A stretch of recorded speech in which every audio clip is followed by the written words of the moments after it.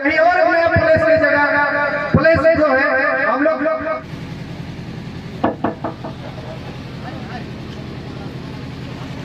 Hello दोस्तों, आप सभी को जय हिंद, नमस्कार। कैसे आशा करते हैं आप लोग सब बढ़िया होंगे, मस्त होंगे, स्वस्थ होंगे। दोस्तों अभी हम आए हुए हैं हौसीर, और हौसीर में अभी हम आए हुए हैं माँ खेला चंडी मंदिर के जो मेला टाण है, वहाँ पे एक डिफेंस लाइनों के द्वारा शहीदों को श्रद्धांजलि सम्मेलन समारोह का आयोजन किया जा रहा है। और इस समारोह में जो विभिन्न क्षेत्रों में कार्यरत हैं पुलिसकर्मी, वो यहाँ पे उनका पुलिसकर्मी जो भी क्षेत्र में है वो ड्यूटी में है, तो वो नहीं पहुँच पा रहे हैं, तो उनके जो पेरेंट्स हैं और गार्जियन अभिभावक हैं वो यहाँ पे पहुँच रहे हैं। तो चैनल में पहली बार आए हैं तो प्लीज़ चैनल को सब्सक्राइब कर लीजिए, साथ ही बेल आइकन को प्रेस कर लीजिएगा। तो चलिए चलते हैं, देख सकते हैं हमारे पीछे जो यहाँ पे पंडाल बनाया गया है, यहीं पे समारोह का आयोजन। असिस्टेंट सुपरिटेंडेंट पुलिस बस वो कुछ ही मिनट में स्टेज विराजमान होने वाले हैं। और हमारे रक्षा समूह के मेंबर लोग कहीं अगर किसी कारण रुके हुए होंगे, आवाज आपके कान तक पहुंच रही होगी, तो कृपा कर आने की कोशिश करें। हमारे रक्षा समूह के मेंबर अगर अगल बगल में कहीं किसी काम के लेकर रुक रहे होंगे, जो भी काम करते हैं सबसे पहले रूपरेखा तैयार करते हैं। तो सबसे पहले शुरुआत हम करेंगे जय हिंद से। जय हिंद। मैं प्रधान आरक्षक बी रविदास आप सबों के बीच मंच संचालन का जिम्मा लेता हूँ। सबसे पहले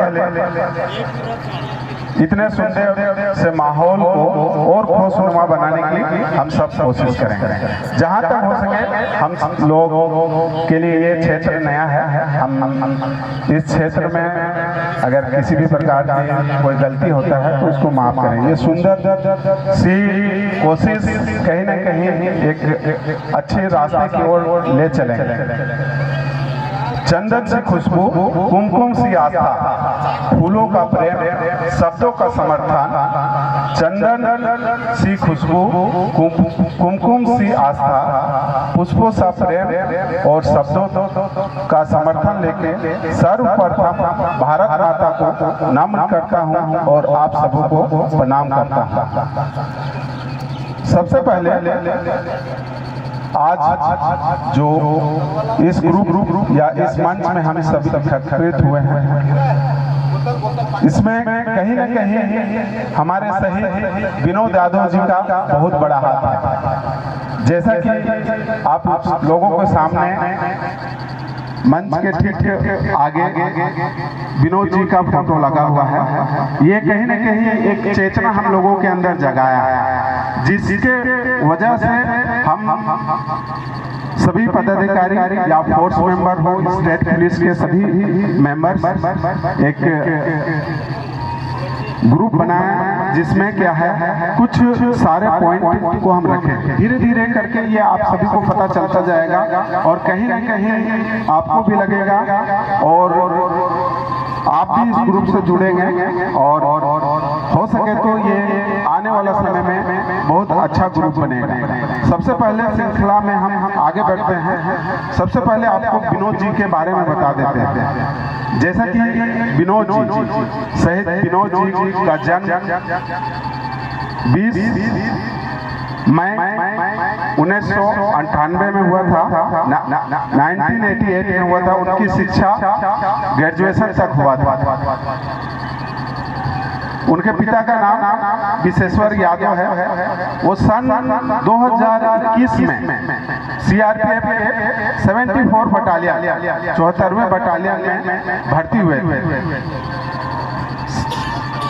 तथा वो बहुत सारे क्षेत्रों से घूमे हैं। भारत के विभिन्न क्षेत्रों में वो सेवा प्रदान कर चुके हैं, जैसे जम्मू, पंजाब, छत्तीसगढ़ इत्यादि में वो बहुत कम समय में ही पूरी दुनिया में अपनी सेवा और अपना परचम लहरा चुके हैं। जैसा कि आप लोगों को पता होगा कि विनोद यादव जी 4/4/2014 में सुकमा छत्तीसगढ़ में एक जगह है जहाँ पे हम लोग मानते हैं कि बहुत ही डिस्टर्ब है और आप लोग भी सुनते होंगे। वहाँ पे गोली किधर से चलेगी वो कोई नहीं जानता, बारूद सुरंग कहाँ से चलेगा। जब हम बेल्ट कैप लगा के निकलते हैं तो ये दुआ करते हैं कि हम जिस प्रकार से जा रहे हैं उस प्रकार से हम वापस ही आए। ठीक इसी क्रम के दौरान में 2014 में सुकमा के जंगलों में उनका आतंकियों के साथ मुठभेड़ होता है और इस मुठभेड़ के दौरान क्या है उन्हें शहीद होना पड़ता है, जिसके बाद से हम लोगों को पता चला। हम लोग बीच में भी कोशिश किए, मिल के इनके परिवार वगैरह से मिले हैं और मुठभेड़ के दौरान शहीद हुए साथी की ही मेहनत है जिसके नतीजे हम लोग यहाँ पे सारे इकट्ठे हुए हैं। अभी ज़्यादा समय लेते हुए नहीं, सबसे पहले आपको श्रृंखला मैं बता दूं कि सबसे पहले हम लोगों ने प्रोग्राम को डिजाइनिंग किस प्रकार से किया है। सबसे पहले शहीद परिवार को फूल माला तथा जो शहीद हमारे परिवार के विनोद यादव जी हैं वो विनोद यादव जी का फूल माला के साथ क्या है माला पहनाया जाएगा। उसके बाद दीप ज्योति का प्रोग्राम किया जाएगा, दीप जला के उद्घोष किया जाएगा। उसके बाद गोमिया प्रखंड के सभी जो रक्षा समूह के ग्रुप के मेंबर्स हैं उन मेंबरों के सम्मानित किया जाएगा और जो मेंबर नहीं पहुंच पाए हैं उनके घर के किसी भी मेंबर को सम्मानित किया जाएगा। उसके बाद जो विनायक ग्रुप है, विनायक ग्रुप द्वारा कुछ कल्चरल एक्टिविटी होगा और लास्ट में क्या है जलपान के साथ यह समापन की ओर बढ़ेंगे। अभी सबसे पहले आज के माननीय कमांडेंट साहब निगम साहब से आग्रह करेंगे कि हमारे शहीद विनोद कुमार जी को माला अर्पण करें और बारी बारी से जितने भी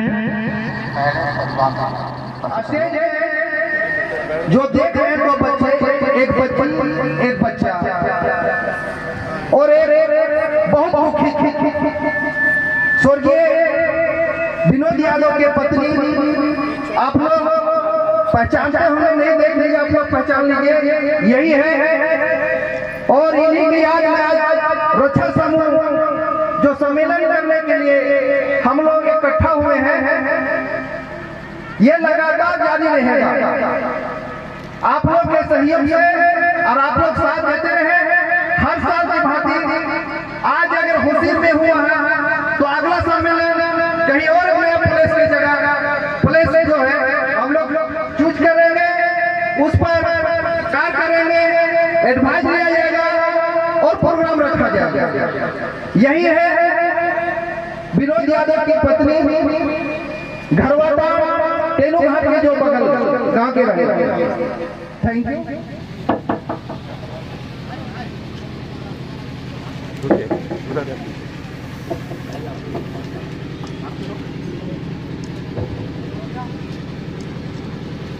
अपना जो है डिफेंस ग्रुप में जो अच्छा कैमरा है बोल जो इन्हीं के पास अच्छा कैमरा, जिनके पास अच्छा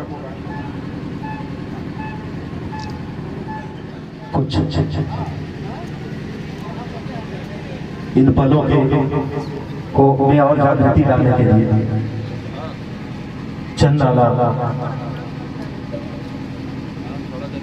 रे मपनी नी सासनी रे मपनी नी सासनी रे सनी सनी बनी पमा नि पमा गमा गमा चुनरिया धानी केसरिया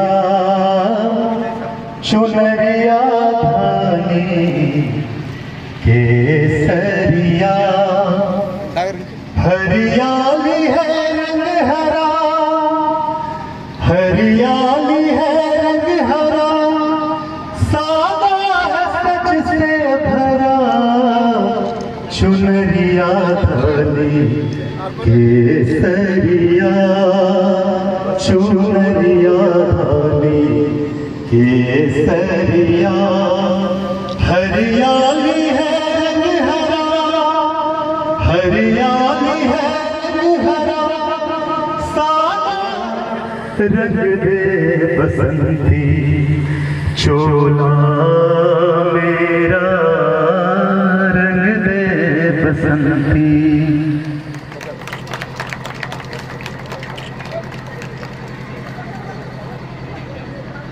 अभी जितने सारे जवान सब आए हैं, खास करके पच्चू सर प्रणाम, आपको भी सर निगम सर प्रणाम।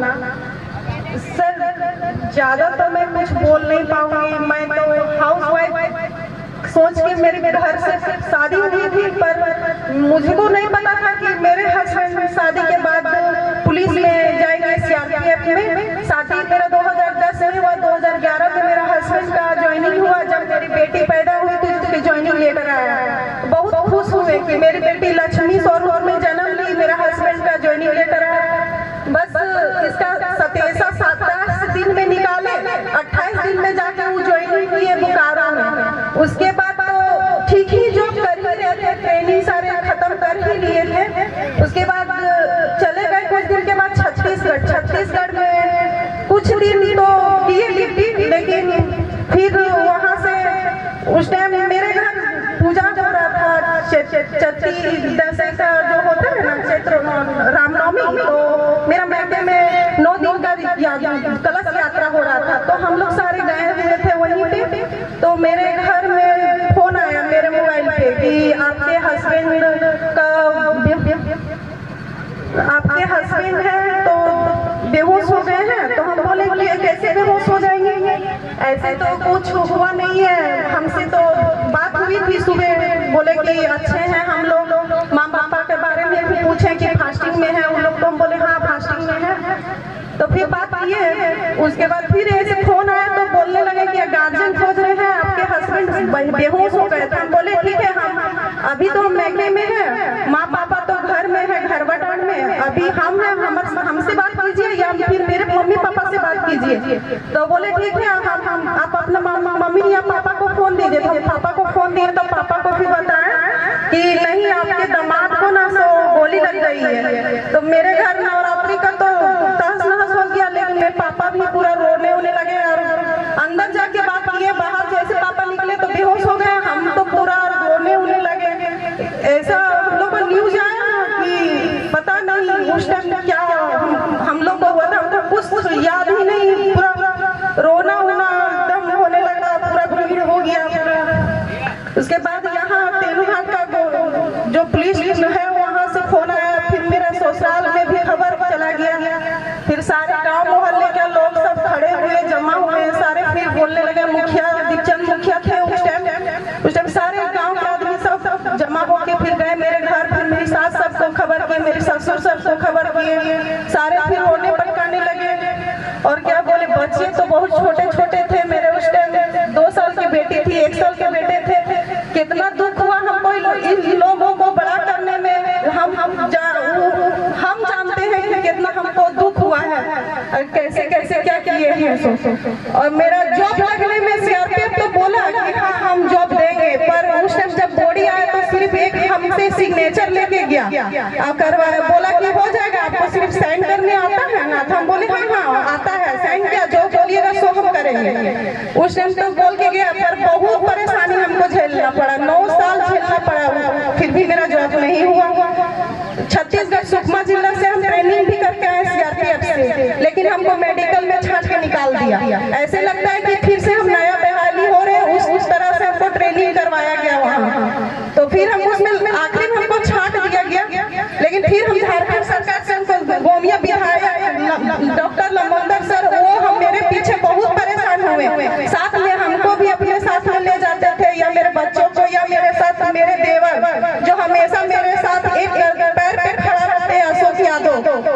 साथ में जाते थे हेमंत सोरेन मुख्यमंत्री के साथ, डॉक्टर लमोदर सर हम लोग को लेके जाके मिलाते थे और बोलते थे कि इसको जॉब दिलवाइए, हर में आपका जिम्मेवारी है। हालांकि हेमंत सोरेन मेरे घर भी आए थे, मेरे हस्बैंड के देहांत के बाद 2 दिन के बाद ही आए थे, लेकिन बहुत कुछ बोला लेकिन हुआ नहीं।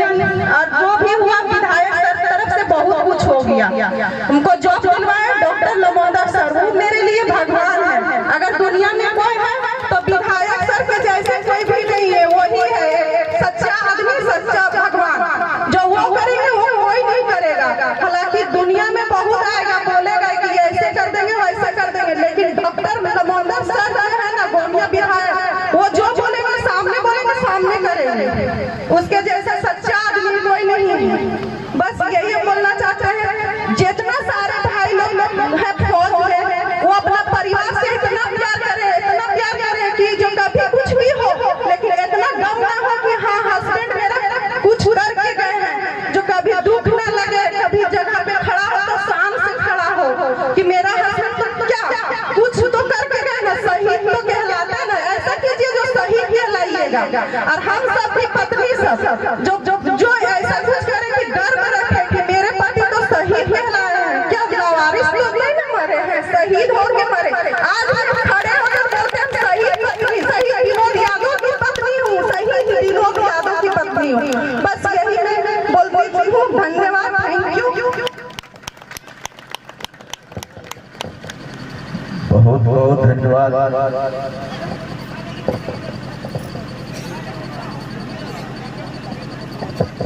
इसे कहते हैं फोर्स पर्सन की प्रक्रिया।